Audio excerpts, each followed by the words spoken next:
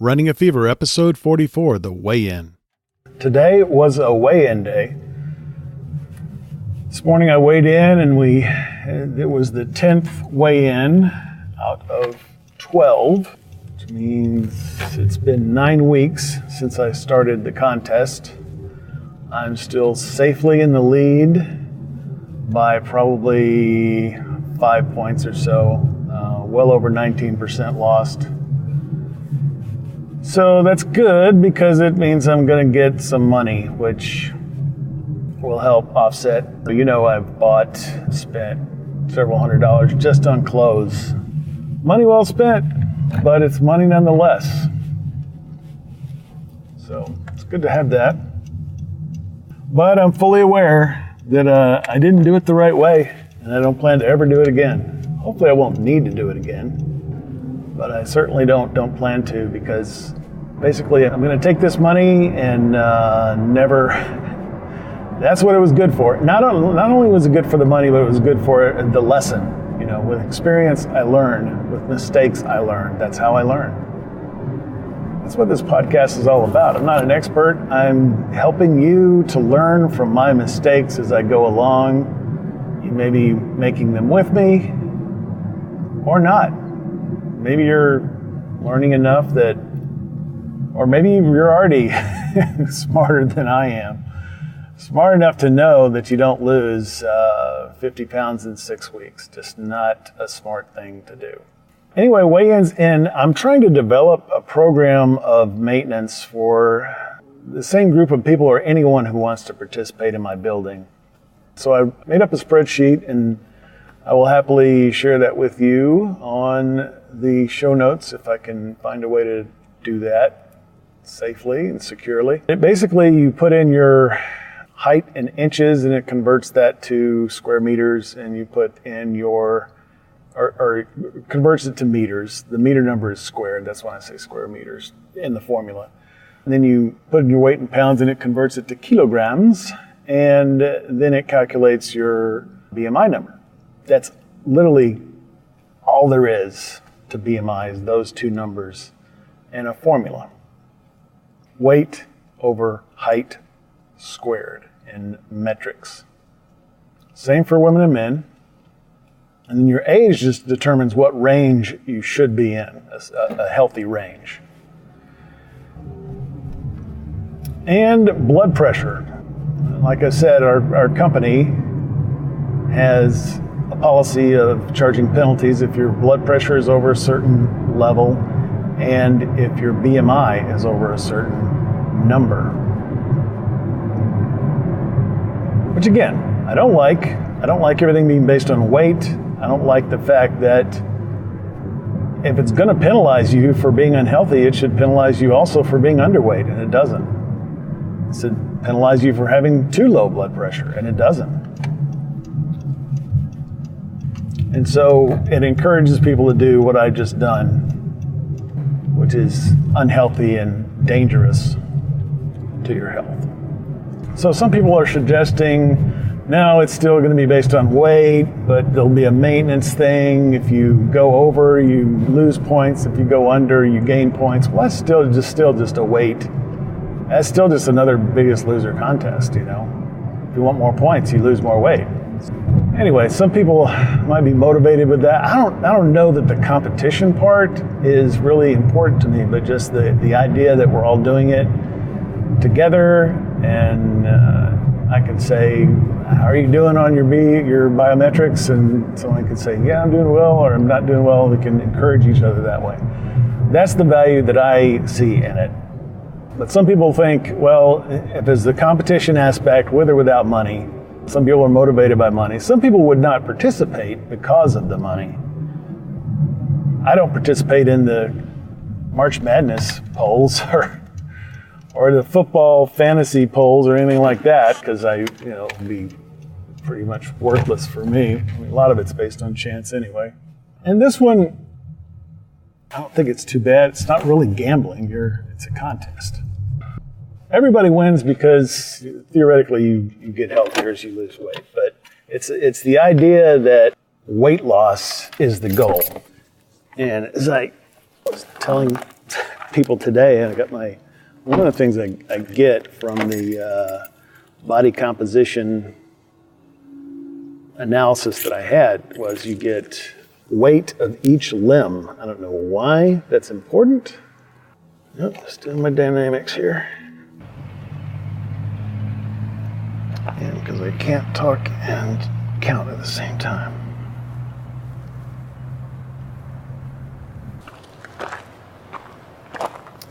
And I'm gonna have to tie up my pants because I'm too skinny for them. Gotta work something out here, come on now. Tearing up this string, but it's gonna be worthless if I can't get it out anyway, because these pants are just gonna fall off. Finally, even more important today, because I actually have my phone in my pocket. Heading east once again, trying to pick up the pace. The Eastern Trail is hilly. It's got hilly. I'm a day late doing my second workout this week because I noticed a blister and I was thinking, well, maybe I should take some time off for the blister to heal. From the couple of samples that I've taken, common practice is just sort of take care of it and keep on walking or running or whatever.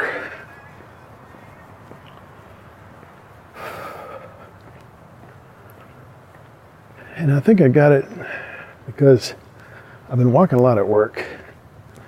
Every hour, take a break, do 3 laps. That's about 660 steps. So I can end the day with possibly 5,000 steps in the workday. And then I can come out here and do whatever I'm going to do. I haven't looked at my stats in a while, maybe a week or a week and a half or something like that. But I have noticed, I get a notice on my watch, which is the same kind of notice that you get when I'm out here and I've been walking for a while. It says, you've been walking for 10 minutes and 14 seconds. Way to go, keep going. And I've been getting those a lot just while I'm walking around during the day. I think I'm more active now. I think I'm just, of course, obviously the walking can trip it off, tick it off, start it off, kick it off. Trip whatever trigger happens in here. How's it going? Guy on one of those pedal bikes.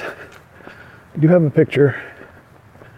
Maybe I'll repost it. It's in, can't remember which episode it's in, but actually it's a picture of the sign where you can rent them.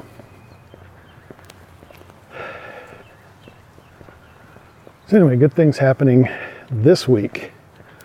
Back to the weigh-in. I guess the first part of that was the financial report. Finance department. Now, I'm going to actually talk about the diet department. By the way, I was thinking of doing a medical segment of the show where I actually go and do research and put a medical fact into the podcast, or maybe even in a separate series that would, add another day a week to the release schedule. But it takes about an hour to do that 5-minute segment. So I don't know. Back to the diet department. So I pretty much took the advice of my dietitian this week. I did not fast. Normally during this contest, I've been fasting 24 to 48 hours, more like 36 hours right before. And I would get really scared because of my weight on Monday, Sunday, Monday, Tuesday, whenever being a pound over or a couple pounds over. Didn't do that. I just kind of stayed the course. I did eat lighter, I'll give you that. Might have had 800 calories yesterday, but I mean, might have been 1,000, I don't know. I've been eating 5 to 6 meals a day. The sixth one is dessert, and I haven't come up with very many good things. There was, I mean, you know, you can take something good and just eat a tiny bit of it. For a while I was eating 2 crackers with peanut butter on them. Sugar, it's got salt, everything I love. A little fat in there too, probably. So I've been eating light, not as many calories as was recommended to me. But I know at this point, I'm pretty sure if I got up to that amount just right away, I wouldn't still be losing weight. And I kind of still want to lose weight, and I probably would be gaining weight. So I'm gonna have to work up to it. My dietitian understood that, and she said I wanted to lose 11.5 pounds in the next 8 weeks. I'm gonna see her. That's maybe 3-4 weeks from now. It's not 8 weeks. I'm gonna see her every month for the next few months. I haven't figured that out exactly, but I'm just thinking, well, it's more than a pound, so 1.5 pounds, less than 2 pounds. Let's just say 1.5 pounds. And I did just about that this week. I lost 1.6 pounds. Now, in addition to winning the contest, there's another aspect. I did set a goal that I wanted to lose 60 pounds in 12 weeks, which is not as bad as losing 50 pounds in 6 weeks. But in order to meet that goal, I'm going to have to lose an average of 4 pounds a week in the next 2 weeks. I'd like to meet that goal. I think I'm going to shoot for that.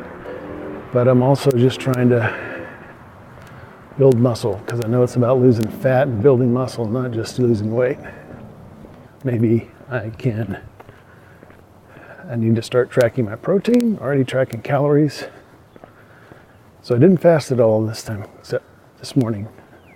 Did not have any breakfast or coffee or anything until after I weighed in. So that's the diet report. Now I'm out here and I've been distracted, so I haven't been walking as fast. I need to pick up the pace, but I can tell it's a little more challenging. And then next week, plan to add a little distance. You start the marina. That part of it's hilly as well. Really, the segment I've been walking almost every week is pretty flat. The hills will add some more challenge and hopefully some more breaking down of the muscles so they can build up stronger. So I don't know, when I continue to fill out the stats on the blog post, which you can see at runningatfever.com, every blog post has my stats: weight, heart rate, how long I walked, how many steps, etc. And I don't know how I'm going to count, because I imagine when I look at the walk, I don't know if we'll have separate entries or something. It looks to me only one entry per day on my phone, so I'll take a look at it. But if it just adds them up, then you may have quite a bit more than just half a mile on there. So I do that every day. I probably should slack off at least on the Tuesdays and Thursdays and let myself rebuild. That is part of my plan, so I can scale that. 10,000 steps a day, not really every day. Recommended by my dietitian is maybe 2 or 3 times a week, which is basically what I'm going on. Shoulder continues to heal. Medical department.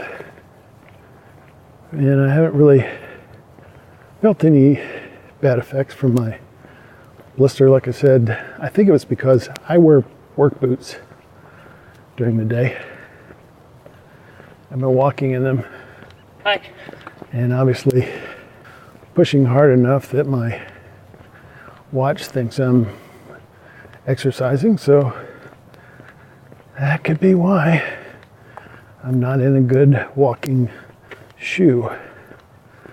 But I did break down and buy some of the fancy socks that were recommended to me by a coach.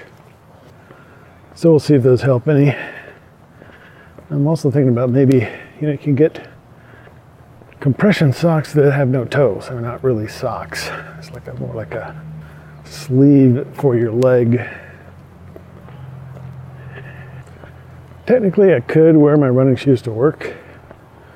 I don't really want to. And I'm sure not going to change them 7 times a day. I kind of like to be incognito. Just kind of look like I'm walking around, not doing exercise, but I think people just know if they see you walking around 20 times, it's probably intentional. Fashion report, same as last time. No change. Howdy. Yeah, still wearing sweatpants. I had some trouble tying them up earlier. Can't do that. My phone in my pocket. 16-minute workout. So pretty good workout, no pain to speak of. I still have that thing in my back, which I think is really going to improve once I start doing some strength training. And maybe some ab work, which I haven't done yet. And I probably could do, I want to check out those chair exercise videos that the dietitian gave me. Because I could probably do those without worrying about my shoulder, which is healing, but it's like everything, it takes a while. I don't think it's going to take a month or more, 6 weeks like it did for my knee, but it's going to take a while. Fortunately, I can keep on walking. And then another walk in the books, another workout on record. And we got one more of these half milers to do, and then we're gonna get really going. Get really going and still keep it at 3 a week for the foreseeable future. How do you feel about bonus episodes? My interviews, my trips to the store, things like that, little updates when I don't have a run. What would you like me to do with those? Would you like them to come out on a different day? Like now, currently we're coming out on Wednesday and Friday. Maybe I could put those out on Monday. What do you think about that? Would you enjoy it? Would you listen to it? Would you prefer that rather than me putting them out as a regular episode? Let me know by going to runningafever.com and commenting on this episode. Your feedback is extremely valuable to me. Or email me directly at mail@runningafever.com. Just gorgeous day today. I mean, it could not get much better. And matter of fact, my thermometer says 75 degrees, which means that's my cue to switch over to short sleeves. It really is. And I guess I'll have to do that in my workouts as well. But I'm switching to short sleeves for daily wear. And I'm going to start wearing them. Of course, maybe if it's really cold one day, I'll put on, it probably will be again, put on the long sleeves. But I think I'm about done with long sleeves for this year. So that's my call to action to you. My challenge to you is help me make the show better by giving me some feedback. I really would I think we're all in this together. That's my feeling. I feel like I'm in it with you, and that's what keeps me motivated to keep going. So I'm looking forward to next time. I'm feeling good. Everything's going well. So I'll see you next time. Keep the fever. This is the Paddle Up Podcast Network. Paddle Up Media. www.theweigh-in.com.